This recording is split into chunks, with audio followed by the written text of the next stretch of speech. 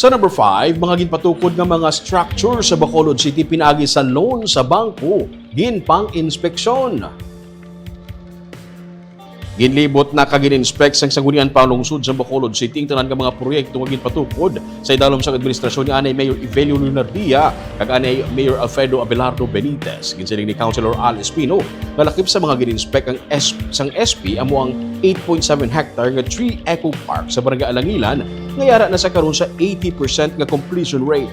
Nagpadulong man ang SP sa Old City Hall, Legislative Building, Museum kag Mascara Coliseum kag ginapabot mahuman antes human ang Batang Pinoy 2026 sa Disyembre. Ini matapos nga nagpasa sang isa ka resolution ng SP nga mapatigayon siyang comprehensive review sa masobra 5 billion pesos nga ginloan sa syudad sa Development Bank of the Philippines ug DBP sa idalom sa nasambit nga mga administrasyon. Sa idalom sa sini nga mga resolution, ginmando sang SP nga ipang-verify ang total amount sa tanan nga mga proyekto kag i-inspect ang physical status ng tanan nga mga buildings nga ginpatukod gamit ang kwarta nga ginloan sa bangko.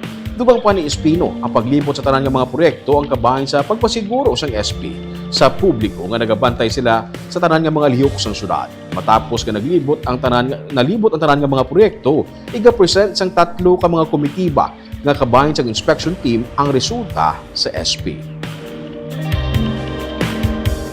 Once and for all, amo na nga nag-upod kita sa pasar sang resolution to come up with a 3-committee special task force para gid ma-ascertain, mabalaan naton kung ano gid bala ang kamatuoran kag hindi lang haka-haka, hindi lang istorya, hindi fake news, hindi politika ang masabat.